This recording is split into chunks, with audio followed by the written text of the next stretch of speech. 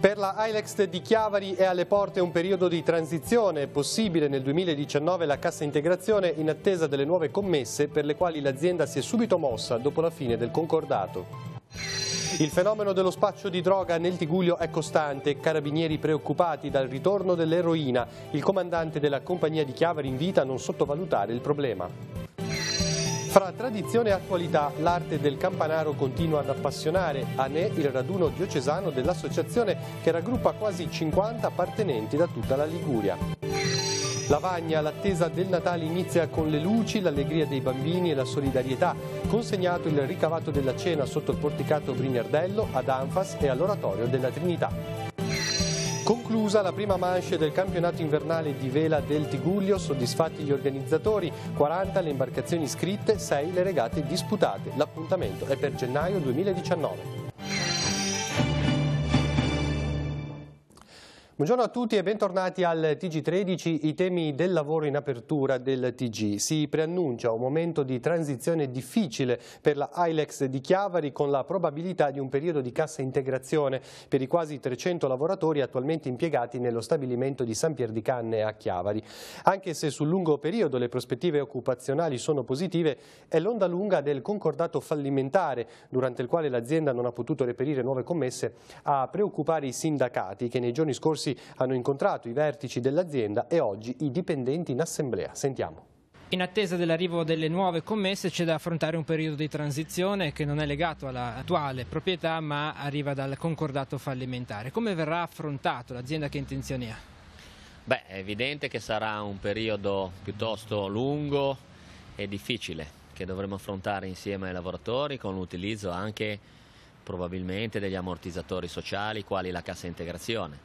È chiaro però che questo non dipende dall'attuale dirigenza, dall'attuale multinazionale che ha assorbito l'Ames, ma dagli errori che sono stati fatti in passato. L'azienda adesso è molto più forte, ha capacità di investimento e quindi con delle linee di azione di prospettiva noi pensiamo di poter superare bene un momento che dovremo affrontare difficile, superarlo con l'acquisizione di nuove commesse per ripartire nel 2020 con delle condizioni di mercato che possono rilanciare e far capire veramente bene che l'Ailex è un'eccellenza del nostro territorio e del panorama italiano. Che contatti ha avviato l'azienda? Allora, ha avviato contatti ovviamente con Fiat, perché ovviamente Fiat essendo sul territorio, noi essendo sul territorio, cioè italiano, è sicuramente la partner più accreditata. Poi ci hanno parlato ad esempio di Dyson che è vero che fa aspirapolvere, ma sembra che sia buttato con un investimento massiccio, si parla di circa 2 miliardi di sterline sullo sviluppo di 2 macchine che andranno in produzione appunto, come dicevo, tra parecchio, però anche lì siamo un'acquisizione già fatta. E poi hanno contatti con Peugeot che adesso ha acquisito Opel, cioè contatti ne hanno tanto. Corda sul fuoco ce n'è tanta, vediamo poi cosa si concretizzerà. Torniamo ora sugli arresti per spaccio effettuati ieri dai carabinieri di Chiavari. È preoccupante il coinvolgimento di tanti giovani anche tra i clienti delle persone finite in manette. È l'occasione per riflettere sulla circolazione delle sostanze stupefacenti nel Tigullio. Il comandante della compagnia chiavarese esprime preoccupazione per il ritorno dell'eroina. Lo abbiamo intervistato. Qual è la situazione legata allo spaccio di droga sul territorio? I dati statistici che noi abbiamo acquisito nel corso del tempo dimostrano che comunque lo spaccio di stupefacenti, siano esse droghe leggere, siano esse droghe pesanti, comunque è un fenomeno costante. E l'utilizzo di alcune droghe che cosa la preoccupa di più? Da quando io sono arrivato qui a Chiavari, il nucleo operativo radiomobile della compagnia di Chiavari ha effettuato degli arresti in flagranza a carico di spacciatori di eroina. È chiaro che constatare un ritorno dell'eroina sulla piazza e quindi ipotizzare un ritorno agli anni 70-80 in cui l'eroina purtroppo mieteva vittime, la cosa è abbastanza preoccupante, anche perché come ben sappiamo insomma, il costo dell'eroina è nettamente inferiore rispetto al costo di altre droghe pesanti come ad esempio la cocaina e quindi alcune fasce di consumatori potrebbero essere invogliate a consumare l'eroina al posto della cocaina. Questo sicuramente è un segnale preoccupante, ma il pericolo delle droghe leggere è anche nascosto nel mercato della droga stessa, cioè nel senso che essendo comunque comunque un'attività illecita, porta anche poi a soluzioni violente delle controversie, porta a indebitamento, porta a reati contro il patrimonio per procurarsi soldi. Comunque ci sono una serie di criticità collaterali nel consumo degli stupefacenti che non vanno sicuramente trascurate.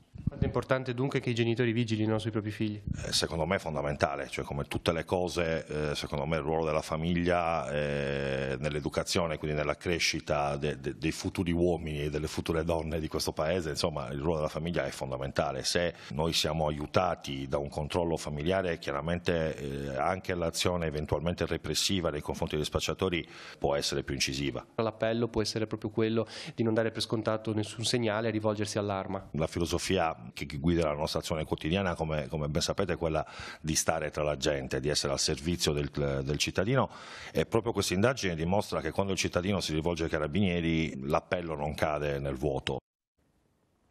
Consiglio comunale questa sera a Santa Margherita Ligure alle ore 21, 2 le mozioni della minoranza in riferimento alla mareggiata di fine ottobre. La prima legata alla possibilità di destinare una parte dell'incasso dell'imposta di soggiorno per ricostruire le zone devastate. La seconda impegna la Giunta a favorire interventi di sostegno alle categorie colpite. Venerdì 30 novembre invece si riunirà il Consiglio di Portofino, l'inizio alle ore 18.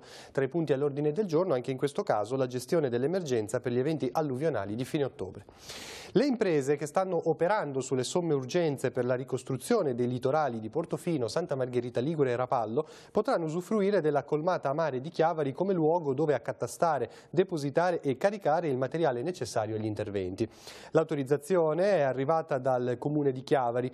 Vista la difficoltà a raggiungere via terra le zone colpite dalla mareggiata di fine ottobre, il sindaco di Capua ha dato il proprio consenso all'occupazione di breve durata su un'area di circa 200 metri quadrati della colmata, indispensabile per il carico e lo scarico dagli autocarri dei massi naturali di cava. Sino al 31 marzo del prossimo anno, salvo condizioni meteo avverse, la porzione di colmata a mare sarà a disposizione della società Cave di Frisolino.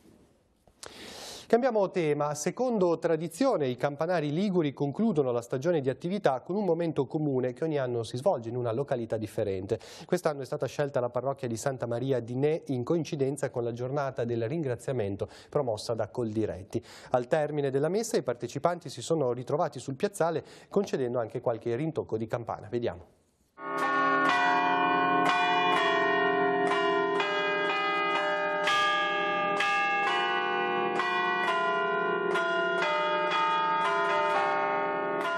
Nasce la tua passione per questo? Io ho iniziato quasi un anno fa più o meno e appassionandomi subito perché mi avevano già spiegato delle campane, io abito a Chiama e quindi avevo già un po' adocchiato le campane. Poi quando ho iniziato veramente a appassionarmi sono andato, ci hanno fatto delle lezioni e ci hanno insegnato bene come suonare le prime canzoni più facili, diciamo. E come si coltiva la passione per fare il campanare? La passione si coltiva, avevo 7 zii che suonavano le campane, adesso purtroppo sono passato a miglior vita e sono rimasto solo, fino a che il Signore mi darà la salute e cercherò di andare a suonare le campane. Da quanto tempo lei suona le campane? Che suono le campane sarà 60 anni. Mi è rimasta la passione. Io faccio parte della società dei campanari liguri e sono contento di partecipare, è un merito e sono stato anche campanaro al mio paese e continuo sempre a farlo. Ho aggiustato le campane, ho tirato su le campane nuove. Se lei dovesse definire un tratto che unisce tutti, qual è? Beh, la passione per, si può dire anche la musica, anche se tanti musica non ne capiamo niente, però a orecchio riusciamo a esprimere questa nostra arte. È proprio frutto di una passione che è interiore. Io mi ricordo quando ero bambino che ero sempre con la massima attenzione verso i campanili, poi piano piano ho iniziato a suonare.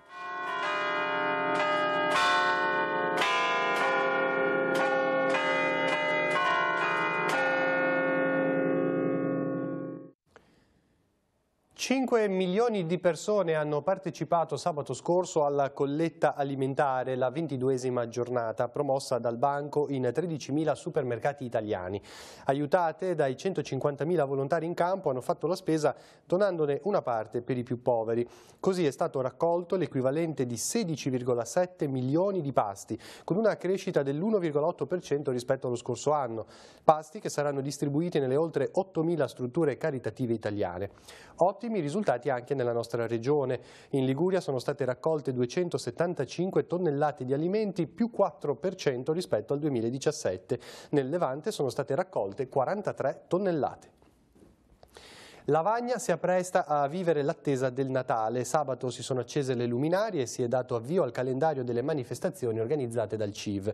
Non è mancato anche lo spazio per la solidarietà, con la consegna del ricavato della cena estiva sotto il porticato Brignardello alle due realtà che quest'anno sono state si è scelto di sostenere. Festa anche con i bimbi per la giornata mondiale dei diritti dell'infanzia. Siamo andati a vedere.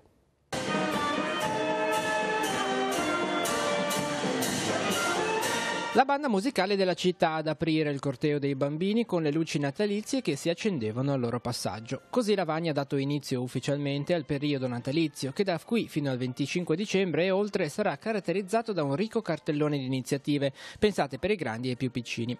Un avvio che è coinciso con la festa dei diritti dell'infanzia, ma anche con la solidarietà. All'Auditorium Campodonico, infatti, i commercianti del CIV hanno consegnato il ricavato della cena di beneficenza svoltasi sotto il porticato Brignardello alle due realtà che quest'anno si è scelto di sostenere, l'Anfas Tigullio Est e l'Oratorio della Trinità per il restauro del suo crocifisso. Abbiamo donato ad ogni realtà 2.100 euro, che è per noi è già una bella cifra, considerando che tutto quello che viene ricavato dalla cena, gran parte di quello che viene usato durante la cena viene donato dai commercianti e delle attività gastronomiche, in parte viene acquistato, però diciamo che quindi riusciamo a ricavarne una buona cifra che può essere un bel pensiero per queste realtà. Un impegno, quello dei commercianti del centro storico di Lavagna, che si è fatto concreto anche nel cercare di rivitalizzare il tessuto sociale e produttivo della città. Le luminarie sono sostenute interamente dai commercianti di Lavagna e diciamo che è proprio una bellissima occasione dare inizio al periodo natalizio con la giornata per i diritti dei bambini. Ci sembra una cosa anche così particolarmente significativa nel mese di dicembre. Tanti gli appuntamenti in calendario in attesa del 25 di dicembre, giornata clou Lotto che riserverà tantissime iniziative. Sabato 8 è dedicato soprattutto all'inaugurazione di tutti i presepi della città di Lavagna. Ricordiamo l'ormai conosciutissimo presepe del Brunzim, ma c'è presepe della Croce Rossa, ce ne sono diversissimi, per cui invitiamo tutti a visitare la città di Lavagna per poter vedere i presepe, che è poi la realtà più importante per il mese di dicembre. Si è rinnovato anche quest'anno l'impegno e la solidarietà dell'Associazione Volontari di Protezione Civile di Rapallo nei confronti di un'azienda agricola di Amatrice gestita dalla famiglia Girolami. Questa azienda era stata già oggetto di 2 visite effettuate nel 2017, anno in cui le avversità meteorologiche avevano provocato notevoli difficoltà nell'approvvigionamento di foraggio per affrontare la stagione invernale. Il 2018 invece si è rivelato un anno proficuo dal punto di vista agricolo, consentendo un buon raccolto di mais e di fieno destinati al nutrimento delle oltre 100 mucche da latte che l'azienda ha in produzione. Grazie alla sensibilità anche di altre associazioni che si sono unite alla campagna di raccolta fondi, è stato raggiunto l'obiettivo di acquistare una mini pala meccanica e i volontari dell'associazione rapallese l'hanno consegnata nei giorni scorsi, constatando che finalmente ci sono segni evidenti di una ricostruzione tanto attesa quanto necessaria.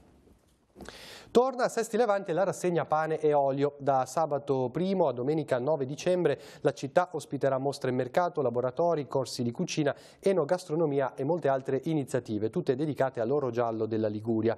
Il debutto sabato alle ore 9 con il mercatino Non Solo Olio a cura della cooperativa Olivicoltori Sestresi. Alle 11 la rievocazione storica di pesca alla sciabica nello spazio di mare davanti alla Baia delle Favole, in collaborazione con l'associazione Pescatori Balin.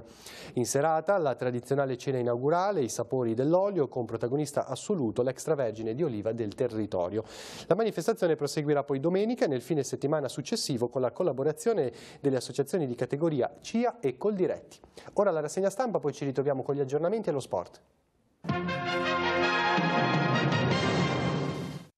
Bambine come cavie, questo è il titolo di Avvenire. In Cina nate 2 gemelline con DNA modificato, l'annuncio per ora senza prove solleva forti dubbi etici. Le neonate, che oggi hanno 1 mese, sarebbero state concepite in provetta con un gene manipolato per aumentarne la resistenza all'HIV, quindi all'AIDS. Figlie manipolate per esperimento, il commento di Assuntina Morresi. E poi una tensione internazionale, quella tra Russia e Ucraina, giochi di guerra e battaglia navale, Mosca blocca 3 navi, legge marziale a Kiev.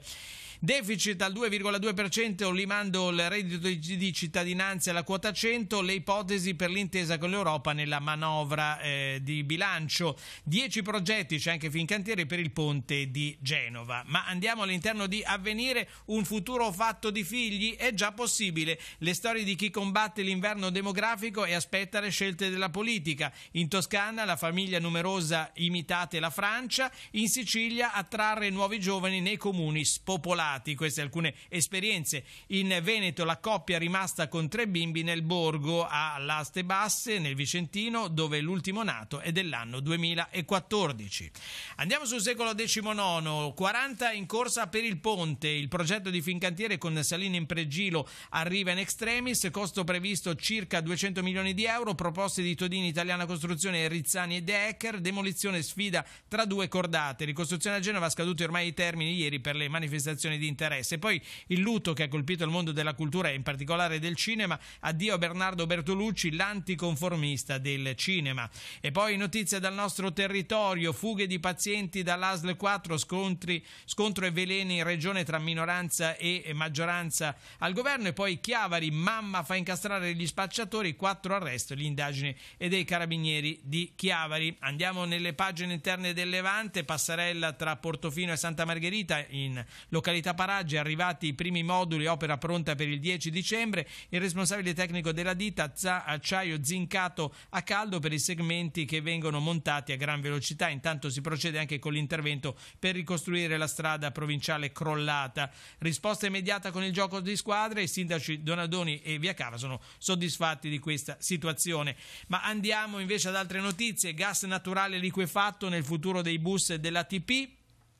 Garbarino della città metropolitana, l'elettrico il futuro, in particolare per Santa, Rapallo e Portofino, ma ora mancano le infrastrutture.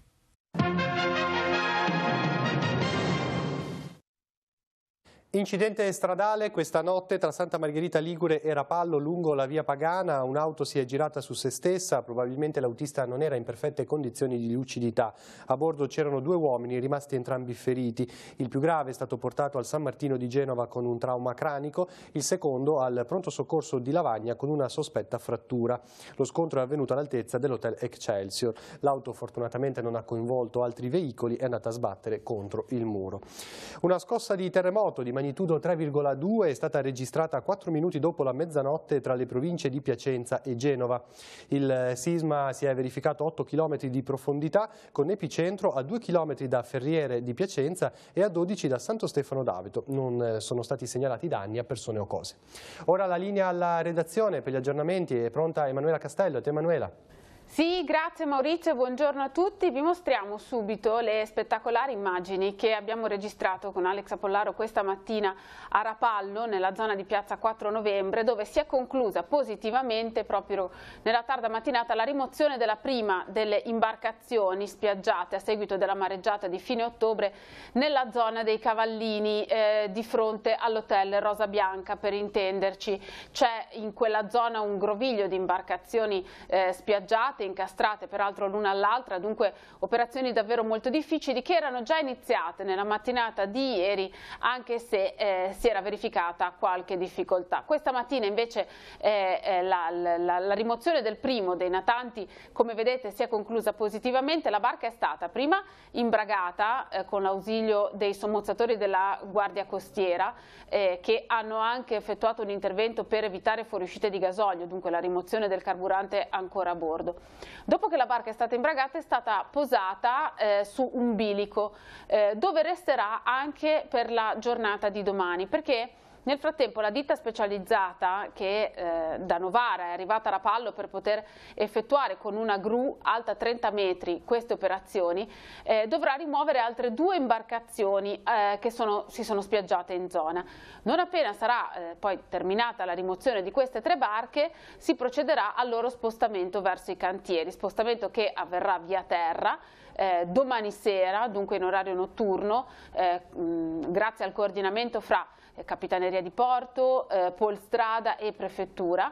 Queste imbarcazioni dovranno andare a prendere l'autostrada però a Recco, perché non possono essere portate verso il casello A12 di Rapallo in quanto il ponte della ferrovia è troppo basso. Dunque dovranno essere spostate via terra, dovranno percorrere la strada Aurelia verso Recco e da qui poi in autostrada dirigersi verso i cantieri. Decine di persone assiepate sul lungomare questa mattina per verificare, per vedere di persona questo intervento che è stato condotto con grande precisione e con grande cautela, con il coordinamento oltre che del personale specializzato della Capitaneria di Porto e per quanto riguarda traffico, viabilità e sicurezza pubblica anche della Polizia Municipale di Rapallo. È tutto, linea allo studio. Bene, grazie. Noi concludiamo con lo sport. Si è conclusa la prima manche del campionato invernale di vela del Tigullio. Ora i partecipanti si danno appuntamento al 2019. Le prime regate infatti della seconda manche si disputeranno sabato 26 e domenica 27 gennaio. Vediamo il servizio.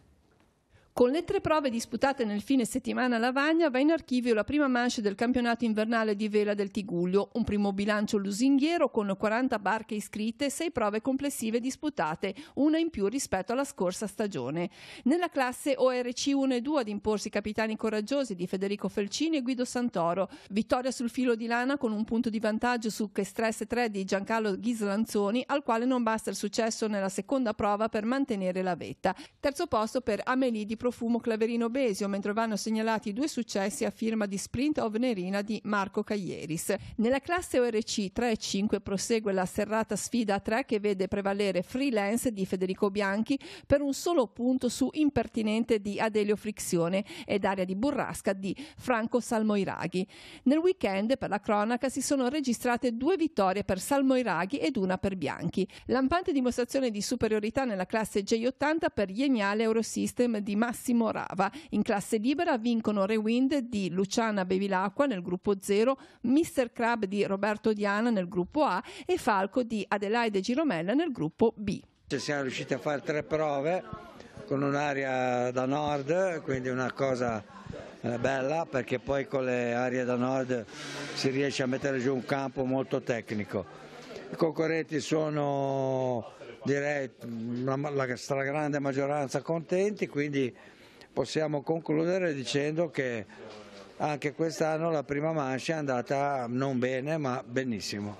Ecco, adesso l'appuntamento quindi per la seconda manche, diamo 2 date.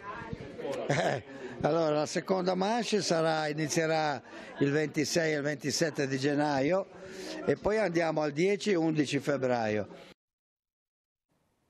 È tutto, termina qui il nostro telegiornale, l'appuntamento con l'informazione torna questa sera alle 19:15 con Tigullio Oggi. Grazie per averci seguito, buon proseguimento di giornata.